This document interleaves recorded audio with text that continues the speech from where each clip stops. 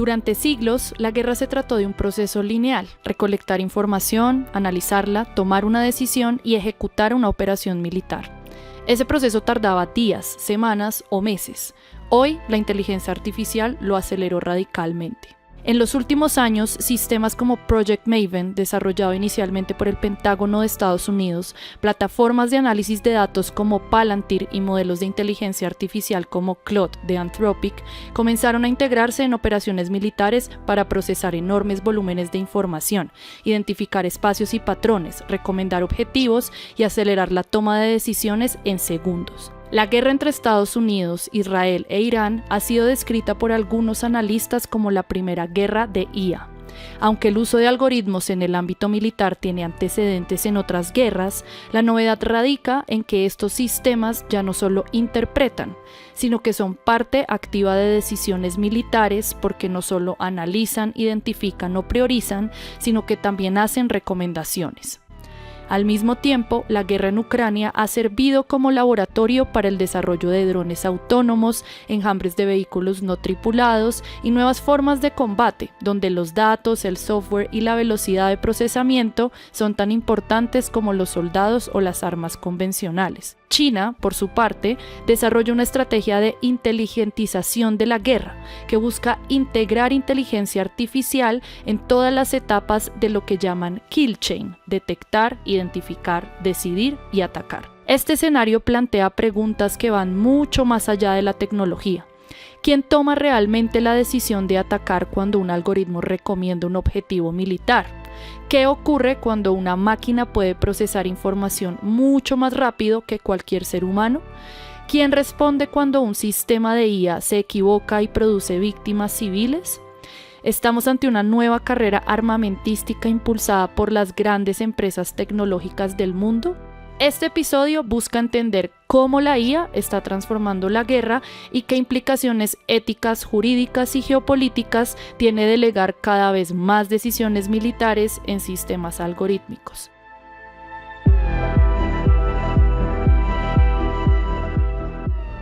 Bienvenidas y bienvenidos a Sistema No Operativo, la quinta temporada de Clase a la Casa, un podcast producido por 070 Podcast. Sistema No Operativo es un intento por entender cómo nuevas tecnologías están transformando la forma en que vivimos en un momento marcado por las tensiones, replanteamientos y riesgos del capitalismo tardío. Porque quizá la gran pregunta ya no es qué puede hacer la tecnología, sino qué está haciendo con nosotros. Mi nombre es Natalia Guerrero y vamos a hablar de este tema con dos invitados muy especiales que tenemos acá el día de hoy. A mi derecha tengo a Víctor Mijares, profesor e investigador de la Facultad de Ciencias Sociales de la Universidad de los Andes, y allí dicta el curso de Análisis Político Estratégico con IA de Educación Continua. Es especialista en política exterior, seguridad, defensa, geopolítica y estudios estratégicos, y sus investigaciones se han concentrado en América Latina, particularmente en Venezuela, así como en conflictos internacionales, juegos de guerra y relaciones internacionales.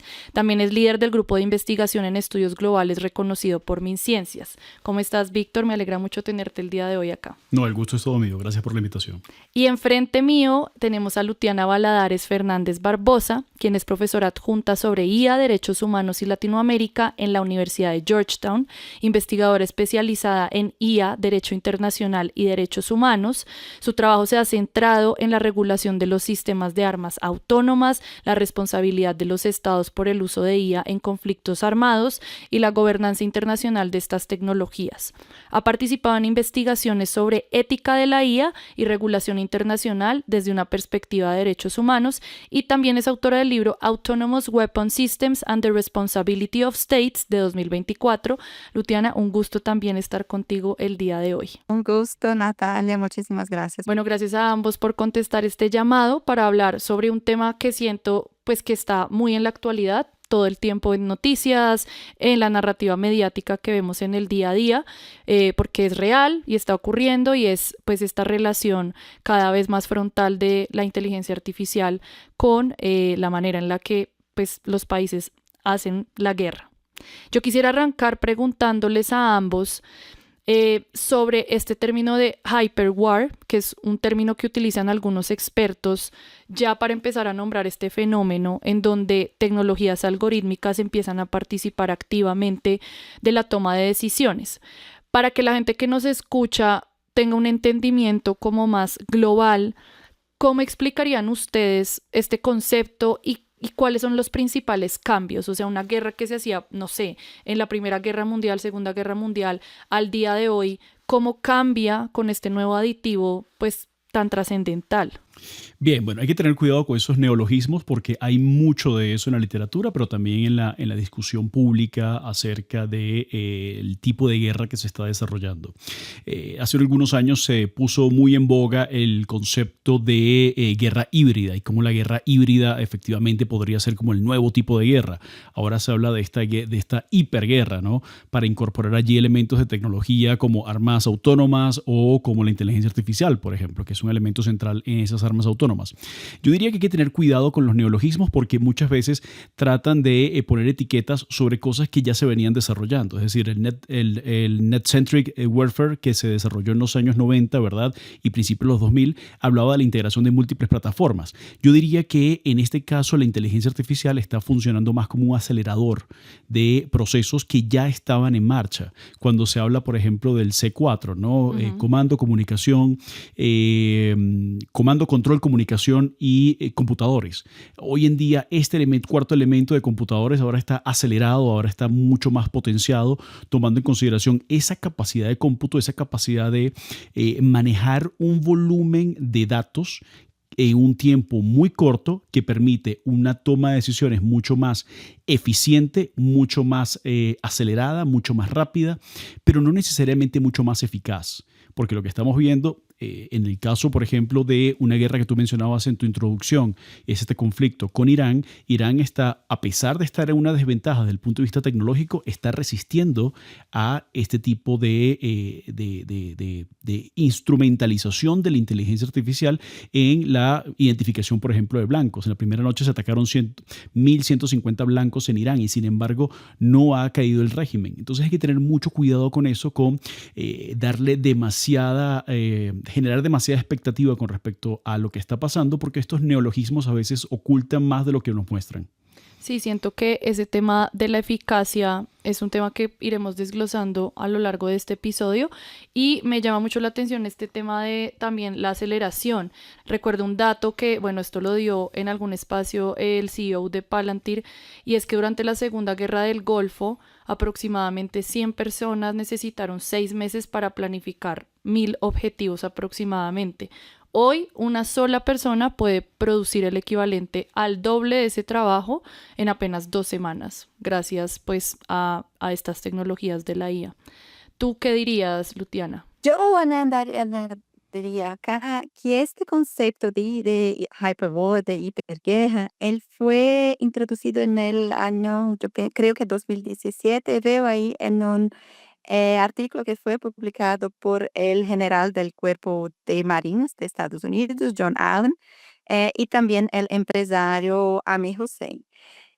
Y en este artículo que fue publicado, yo pienso que por el US Naval Institute Proceedings, traen este concepto que describiría ahí una nueva forma de conflicto armado que sería caracterizada por una gran reducción de la participación humana, del rol humano en la toma de decisiones, y el tradicional ciclo de toma de decisiones militares, que es frecuentemente descrito como OODA, observar, orientar, decidir y actuar, pasaría ahí a ser ejecutado de una forma predominantemente por sistemas inteligentes.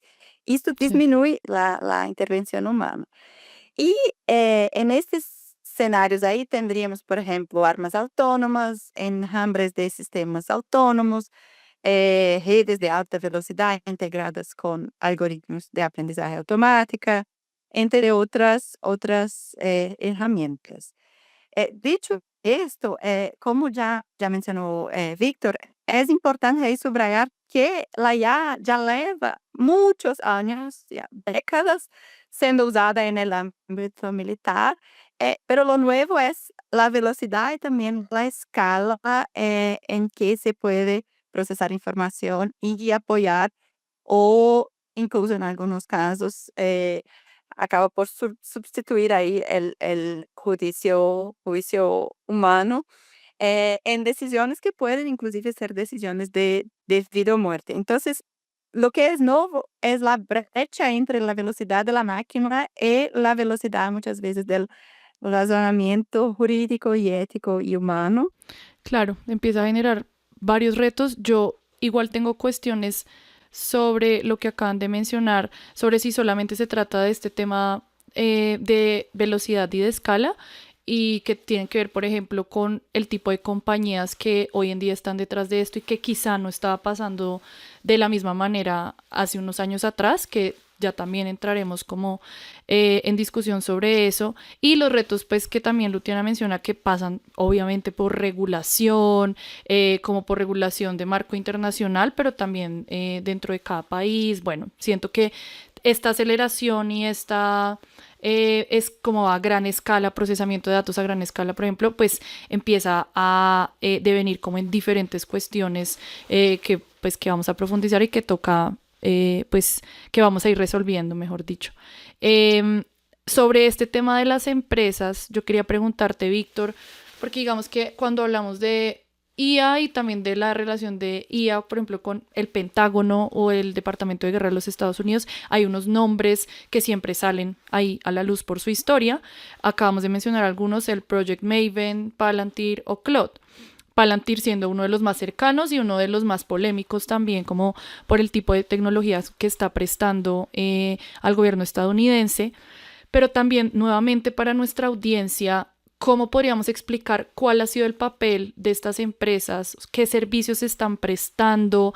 ¿Cómo operan ellas dentro de un ejemplo de acción militar? Por ejemplo, hacen tema de, no sé, analizan un espacio, cotejan como espacialmente o cómo se relacionan, y también de qué manera han participado con operaciones militares en Estados Unidos, por ejemplo. Pues esto es fascinante porque tenemos por una parte fuerzas militares, como la Fuerza de los Estados Unidos, ¿verdad? El Ejército de los Estados Unidos, Fuerza Aérea, Marina de los Estados Unidos, que tiene una cantidad enorme de información. Es decir, tienen datos, tienen información, tienen inteligencia militar, inteligencia estratégica, pero no siempre tienen todas las capacidades para procesar todo esto y, por supuesto, llevar adelante todas estas acciones en la identificación de objetivos, toma de decisión, etc.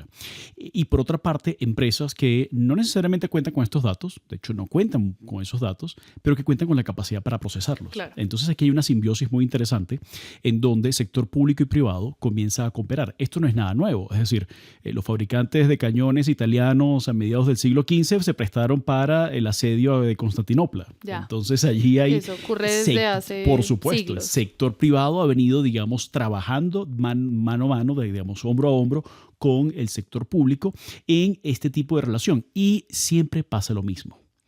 Pasa que los estados, el sector público, el mundo político quiere tomar el control sobre esa tecnología. Y es Claro. lo que vimos precisamente con las fricciones lo recordarás, entre Anthropic y el gobierno de los Estados Unidos, el gobierno de Trump. Uh-huh. Porque Anthropic decía, no, ustedes no pueden usar esa tecnología de acuerdo a lo que ustedes... prestamos para Exacto. esto. Exacto. Nosotros vamos a poner aquí los límites Sí. y los guardarrieles, ¿verdad? Para establecer cómo se debe utilizar esto. Y los Estados Unidos dicen, no, un momento, nosotros somos el gobierno de los Estados Unidos y lo vamos a usar en función del interés nacional. Hay otro debate allí que hay que tomar en cuenta, ¿no? Uh-huh. Porque por una parte uno podría decir que efectivamente se está usando una tecnología privada con estos fines más políticos, pero son autoridades electas. Es decir, en el caso de los Estados Unidos son autoridades electas, es Sí. decir, es un sistema democrático. Y ahí para también que nos entiendan un poco más, ¿qué era lo que quería hacer Estados Unidos con Anthropic, por No ejemplo? solamente lo que quería hacer, lo que ya estaba lo que ya haciendo. estaba Lo que ya haciendo. estaba haciendo era la integración de Anthropic como esa plataforma de inteligencia artificial,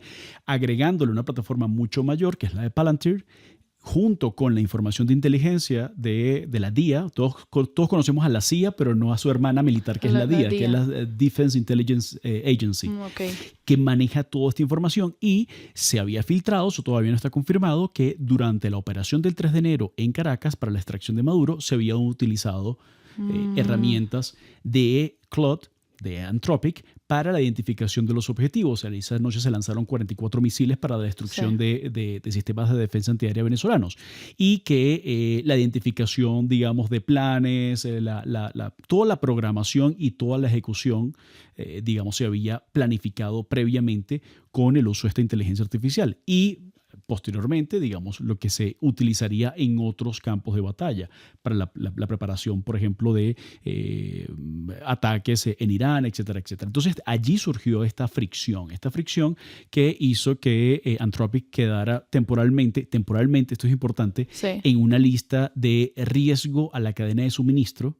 Es decir, el gobierno de Estados Unidos la considera una empresa riesgosa para ser un proveedor riesgoso de servicios y por lo tanto no se podía contratar. Okay. Pero una cosa muy interesante, mientras la Casa Blanca decía esto, el Pentágono lo seguía contratando. Okay. Entonces el Pentágono decía, sí, perfecto, yo sé que estas personas de pronto no están haciendo, digamos, todo lo que nosotros queremos, pero mientras se resuelve esos aspectos, necesitamos esa tecnología. Nosotros no podemos perder esta carrera porque en el fondo, y seguramente hablaremos de esto más adelante, aquí hay una gran competencia geopolítica en donde grandes potencias como Estados Unidos, China, en menor medida Rusia, en mucho menor medida la Unión Europea, están compitiendo no solamente por, digamos, el control de cadenas globales de suministro o de armamento, sino también el control y quién tiene la mejor y quién tiene la más eficaz inteligencia artificial al servicio de los estados. Claro, siento que esa es como la nueva carrera geopolítica, ¿no? Que en algún momento puede ser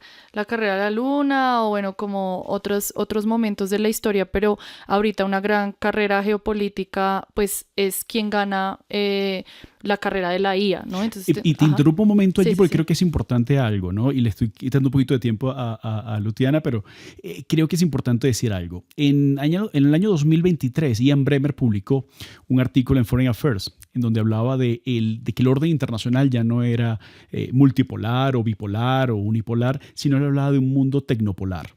Esto es otro neologismo de los cuales hay que tener mucho cuidado, pero bueno, digamos, tiene mucha pegada, tiene mucho punch y es muy interesante el concepto porque él decía, acá ya no estamos hablando necesariamente solamente de los estados como potencias, sino también empresas privadas, tecnológicas, que tienen un poder emergente. Algunas de ellas podrían estar sobrevaloradas en mercado, ojo con eso, porque también hay un riesgo de una burbuja bursátil en torno a estas empresas. Estas empresas están perdiendo en estas operaciones porque están apostándole al futuro, pero muchas de ellas quizás no sobrevivan.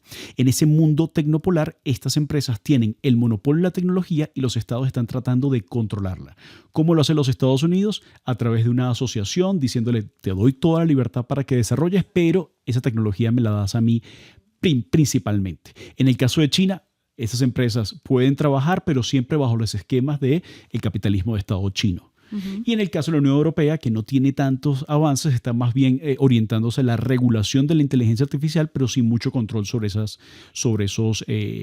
desarrollos. Entonces estamos viendo también, sí, una carrera tecnológica, pero con distintas formas de abordaje. Sí, como con unos matices. A eso me refería ahorita con este tema de que probablemente esta nueva guerra que estamos viendo no solamente ha cambiado el tema de el volumen y la gran escala y la aceleración, sino también como estas alianzas público-privadas en donde los gobiernos mismos le dan toda la facilidad y los beneficios al mundo tech para que siga desarrollando precisamente inteligencias que ellos puedan usar en diferentes campos, incluida como la industria militar estatal, ¿no? Siento que eso también es una diferencia que, como tú bien dices, viene pasando esa simbiosis desde hace siglos, pero que quizá hoy en día ya se ve de una manera como más visible o más frontal por el tipo de acuerdos que se están generando, ¿no? Sí, ya no son cañones, pólvora o cascos de barcos, sino pues inteligencia artificial. Exacto, exacto. Si puedo solo añadir acá. Claro que sí. Que en el report de Naciones Unidas hay una reflexión que me parece súper interesante, que es cómo que las empresas de tecnología están ahí colocando en cuestión el propio Pacto Westfaliano y la dinámica de poder. Y esto es muy demostrado en todas estas dinámicas que Víctor justo lo discutió. Sí, siento que ahora son como estas dinámicas de poder las que sientan la parada. Yo quisiera volver un poquito a algo que mencionaste, Luciana, hace un rato, sobre el tema de el involucramiento humano, ¿sí?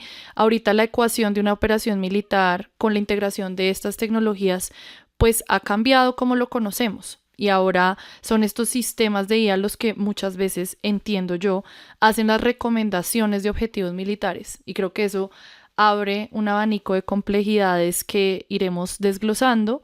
Pero cuéntame un poco cómo cambia esa operación cuando quien recomienda principalmente pues es esta tecnología, es un algoritmo, es pues algo que ya no es humano.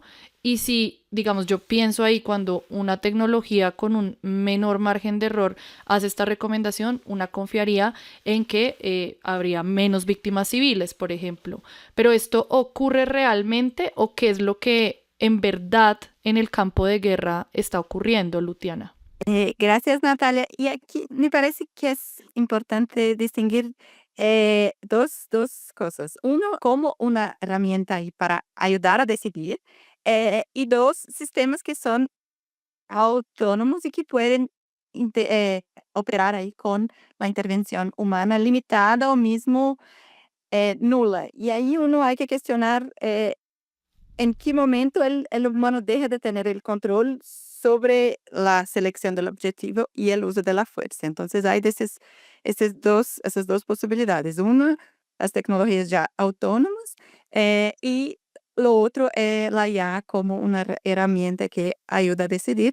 Pero aunque cuando se utiliza la IA como una herramienta que se ayuda a decidir, es muy frecuente que los seres humanos acepten la sugestión de la tecnología sin cuestionar. Entonces es muy importante fomentar este cuestionamiento. Sí, tú ahí creo que me has mencionado, no en el podcast, pero sí es algo que te hemos leído sobre este tema de human in the loop, human on the loop y human out of the loop.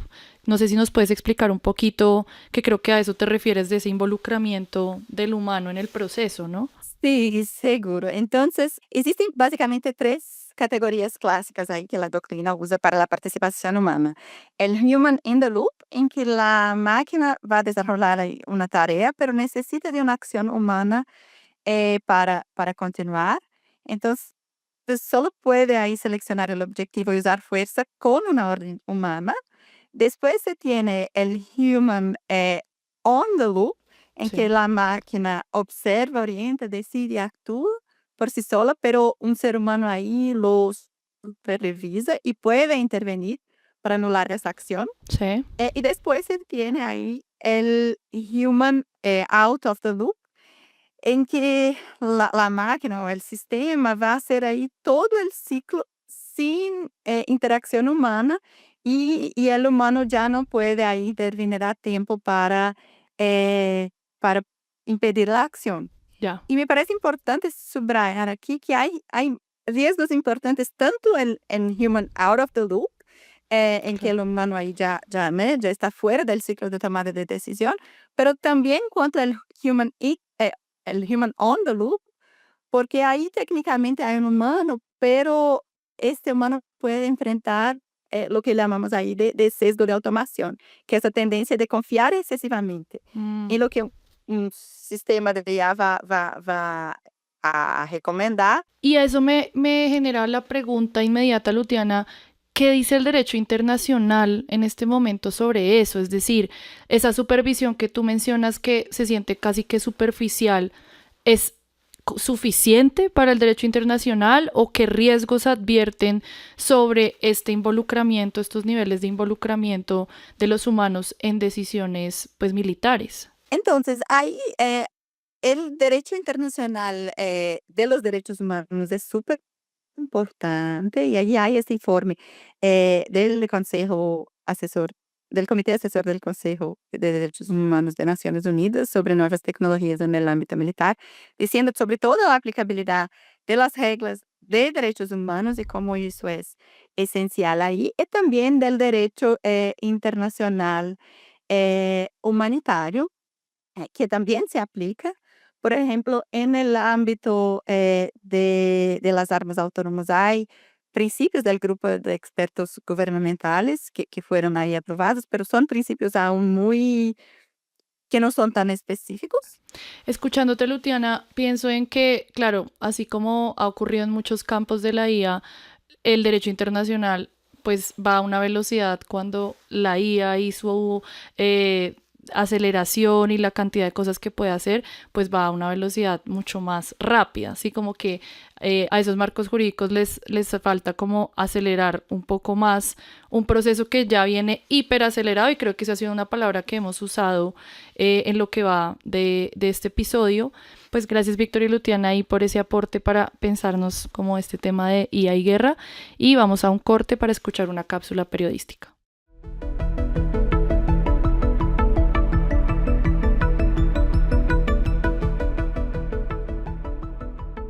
Definitivamente a través de las herramientas que ya tenemos constituidas, pero principalmente de IAPOL, que es un producto que está impactando directamente al ciudadano, realmente lograr a través de la anticipación, la predicción y la previsión del delito. Anticipación, predicción y prevención.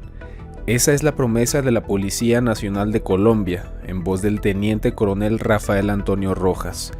Está hablando en un evento en Bogotá, organizado por la empresa estadounidense SAS Data and AI Solutions, una de las organizaciones líder en el mundo en ese sector. El teniente asegura que la Policía Nacional está usando inteligencia artificial para adivinar el crimen antes de que ocurra.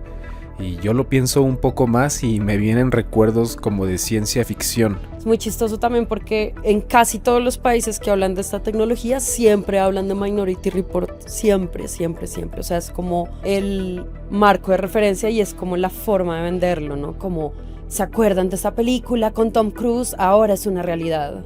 Y eso también es la forma como de... No sé, es como todo el aura que hay alrededor de estas tecnologías, ¿no? Ella es Tania Tapia. Es periodista, exeditora de 070 y actualmente está inmersa en una investigación sobre cómo la fuerza pública en Colombia está adoptando tecnologías predictivas. La institución se apoya en 116 sistemas de información, los cuales nos brindan un gran volumen de datos que, una vez tratados a través de Big Data, minería de datos, logramos aprovecharlos y realmente aportarle a la institución desde lo misional. 116 sistemas de información, Big Data, minería de datos. Suena a que tienen todo bajo control, pero al investigar de qué se alimenta realmente esta supuesta inteligencia artificial, Tania ha empezado a encontrar que el problema central es qué tipo de datos se están procesando. En realidad lo que hacen es reafirmar los prejuicios de la policía porque los sistemas se alimentan de los datos de la policía que se recogen a partir de los prejuicios de los agentes de policía. A esto en el mundo de la tecnología se le conoce como garbage in, garbage out. La tecnología siempre será un reflejo del tipo de información con la que la alimentes. Y mientras Tania sigue desenredando esta red de algoritmos y sesgos, ella insiste en que hay otro factor crítico que no podemos perder de vista. Yo lo que siento es que hay que pararle bolas a la plata también, porque estos desarrollos se comen un montón de plata y a la fecha no es claro el impacto de esta tecnología. Pareciera ser plata desperdiciada, ¿no? Entonces, ¿estamos frente a una verdadera revolución en la seguridad ciudadana o simplemente estamos financiando una costosa estadística de vigilancia que repite los mismos errores del pasado? Por lo pronto, Tania sigue buscando respuestas y seguro las encontrará.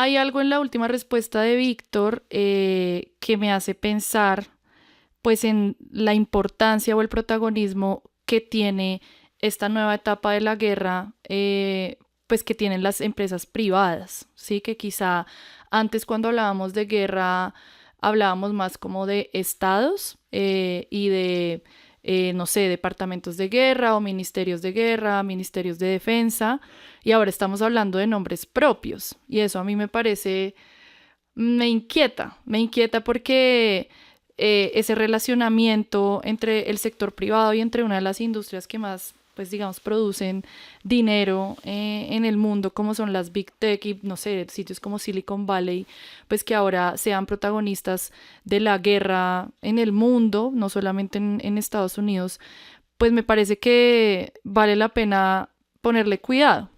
Yo quiero preguntarle a ambos qué nuevas implicaciones está teniendo eso, es decir, que las compañías privadas estén convirtiéndose en los actores centrales de la infraestructura militar. Yo sé que ya hemos hablado algunas cosas, pero de cara a la audiencia, como qué de esa relación nos debería preocupar o inquietar que antes no pasaba.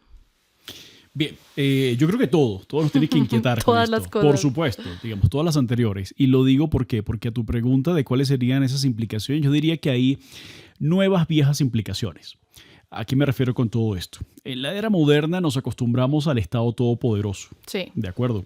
El Estado que controlaba el monopolio de la fuerza. De hecho, el concepto de Estado sigue estando montado sobre esa definición de Max Weber de hace un poco más de un siglo acerca del monopolio de la violencia legítima como la definición canónica del Estado. Pero eso es un Estado que es históricamente un parpadeo.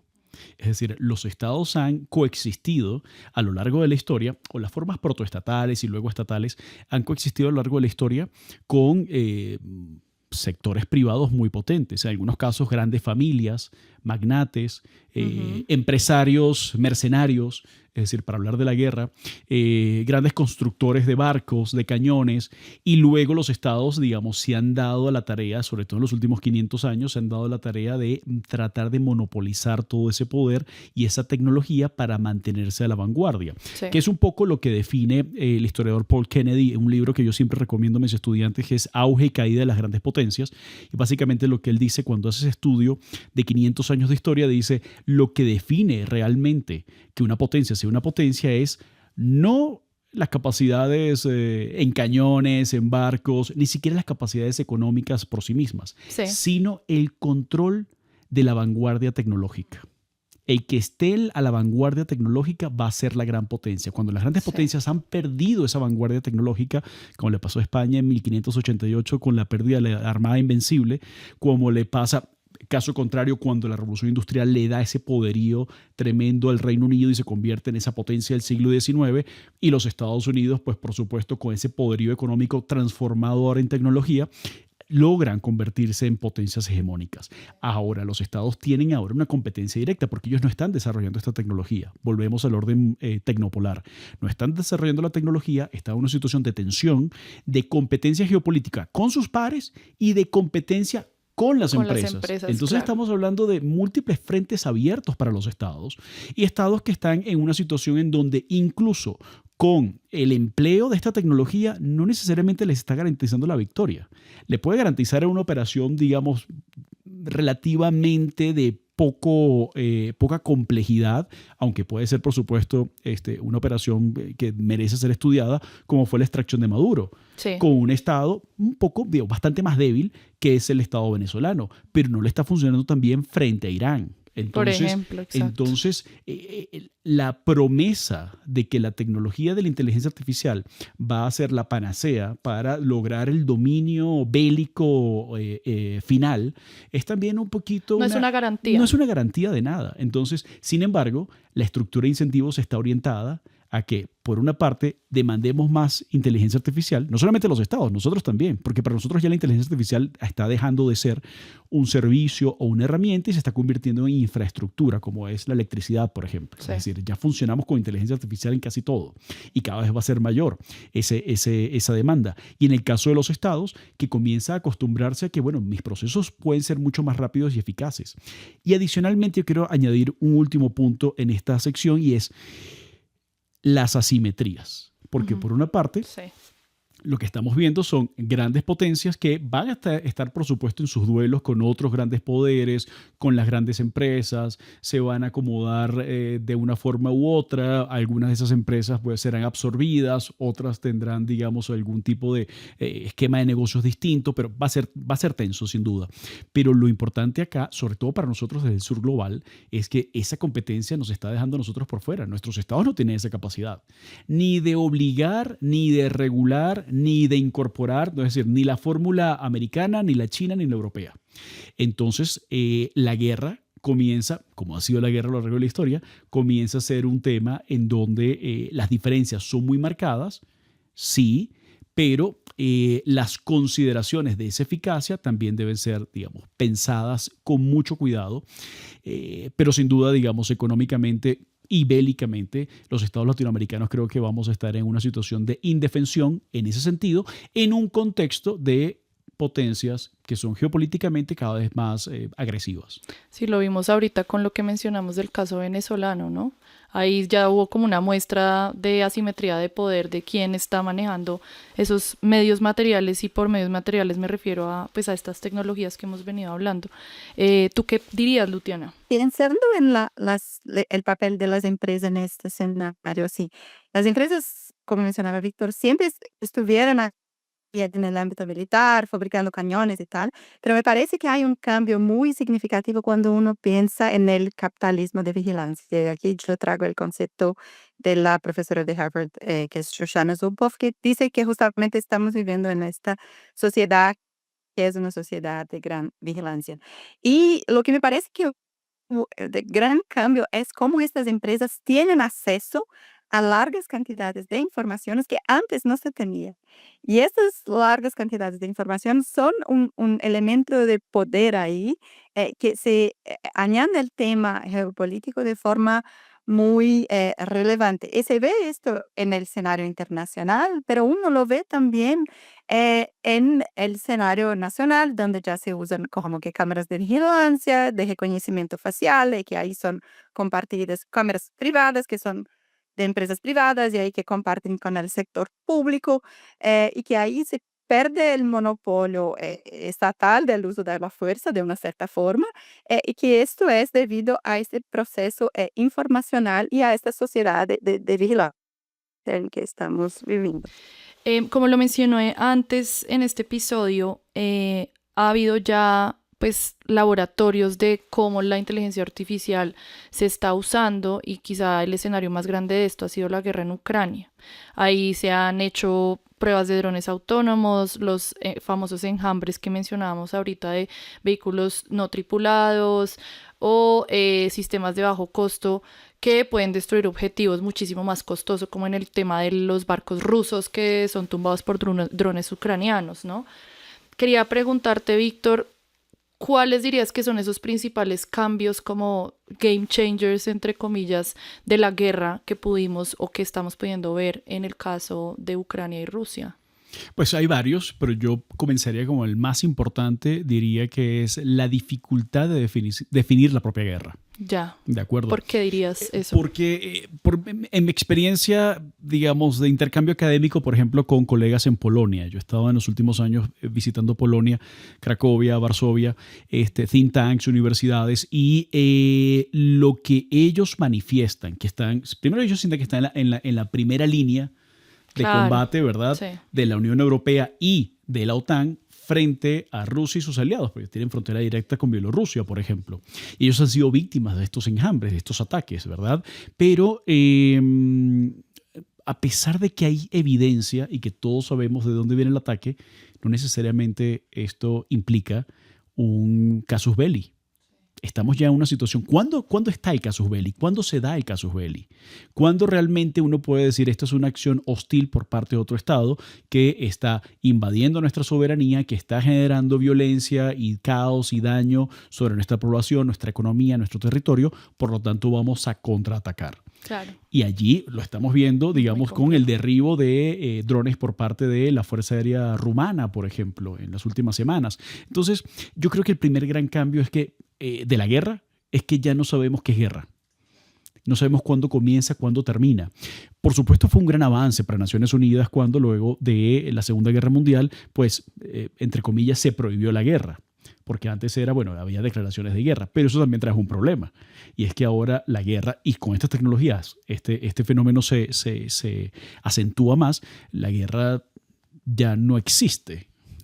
Es decir, existe en la práctica, pero no existe un estado de guerra en el sentido clásico. Sí. ¿De acuerdo? Como esta idea que siempre viene, que es cuando ocurrió pues los primeros días de la guerra actual contra Irán, que era como tercera guerra mundial o no tercera guerra mundial, como que siento que esas narrativas ya no existen, están No, mucho más difusas, ¿no? para Estamos nada. teniendo el caso Israel-Palestina, pues que están marcados más dentro de un genocidio, pero también tenemos el tema de Ucrania-Rusia, pero al final ya no existe como esta lógica más binaria de o estamos en guerra o no estamos en guerra, sino es una cosa mucho más diluida Y también. se habla entonces de lo que se conoce en el mundo militar como las acciones de no guerra. Ya. Acciones no de guerra, porque no hay un estado de guerra, no hay un estado de hostilidades abierto en donde haya una declaración y un estado, digamos, de ruptura plena de relaciones, etcétera. Y eso hace muy difícil la paz. Eso también hace muy difícil Claro. la paz, porque si no estamos reconociendo cuándo estamos en un estado de guerra, ¿cómo podremos definitivamente decir aquí terminó este conflicto? Y las categorías que seguimos usando, porque lo hemos visto en muchas oportunidades en los últimos años, cada vez que hay un conflicto, Sí. siempre hay alguna portada de algún periódico, alguna revista, algún medio de comunicación que habla de Tercera Guerra Mundial, Sí. porque seguimos usando las categorías del siglo XX, Claro. estamos anclados al siglo XX. Incluso la propia, lo digo como autocrítica, ¿no? En el campo de las relaciones internacionales, nuestras teorías son todas del siglo XX. Sí. Estamos anclados a un modelo de sistema internacional y de Estado que hoy en día creo que ya está dejando de existir tal y como existía en el siglo XX, y que con este acelerón tecnológico también va dejando, digamos, esas secuelas de un Estado que que no podemos definir plenamente, y mucho menos una guerra que podamos identificar cuándo se da y por qué se da y en qué forma la vamos a culminar. Entonces yo diría que para sintetizarlo, ese sería como la gran consecuencia de lo que estamos viendo en este momento con esa tecnología.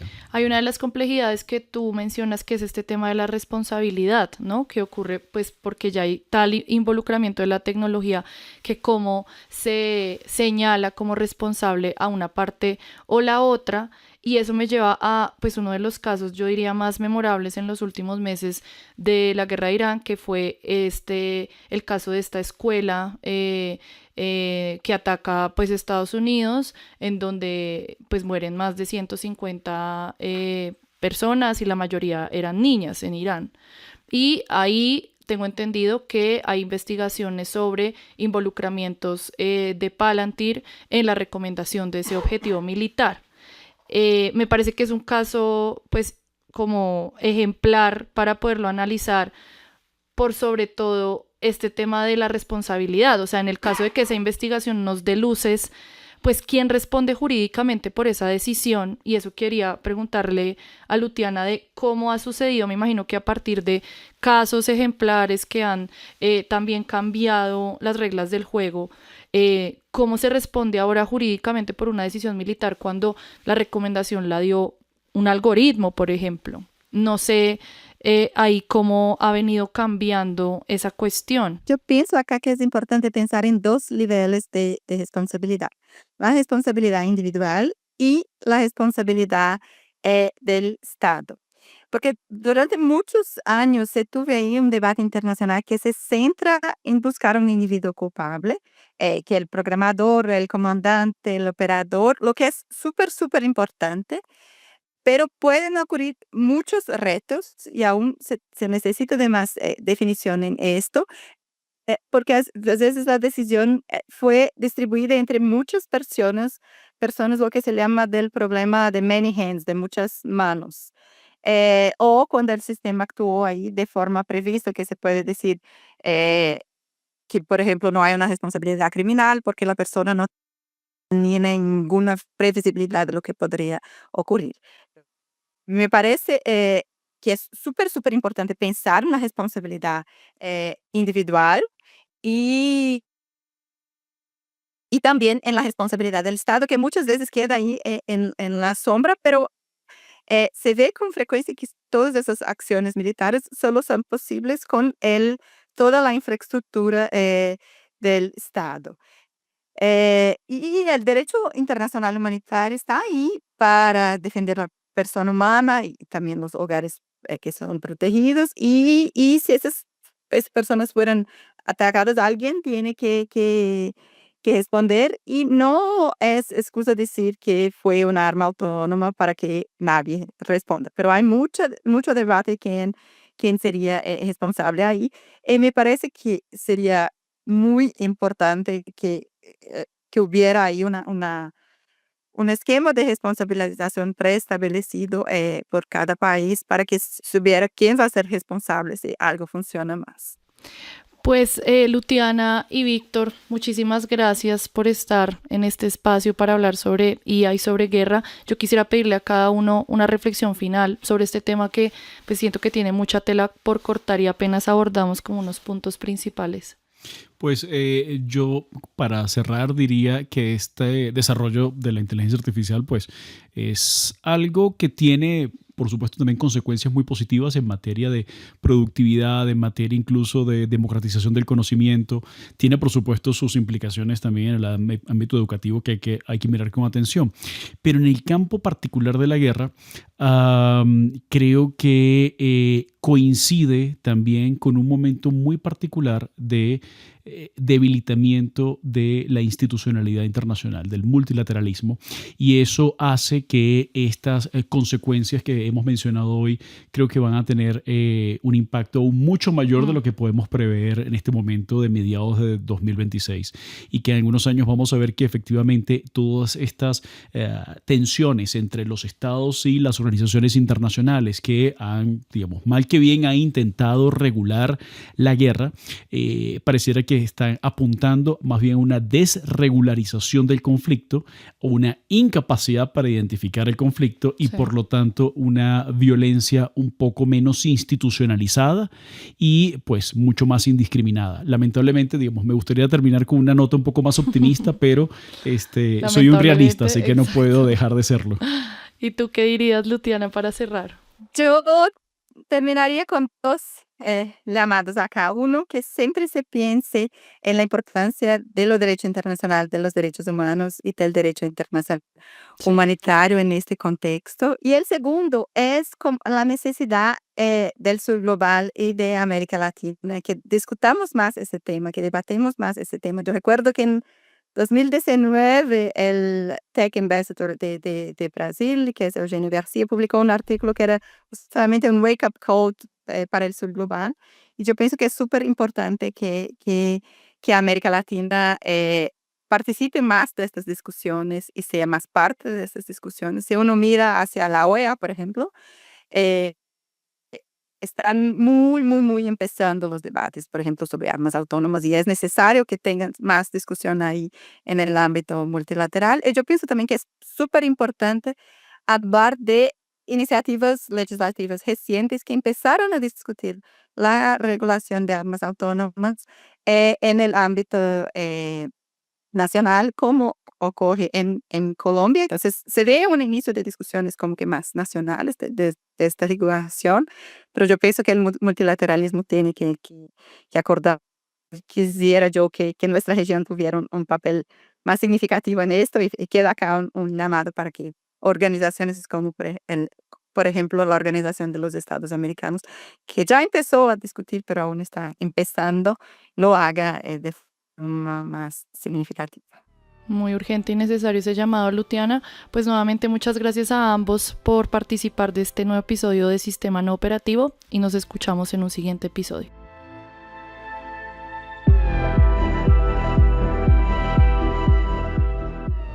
Sistema No Operativo, la quinta temporada de Clase a la Casa, es una producción de 070 Podcast. Isaac Vargas es nuestro productor y es conducido por mí, Santiago de Narváez, y por Natalia Guerrero.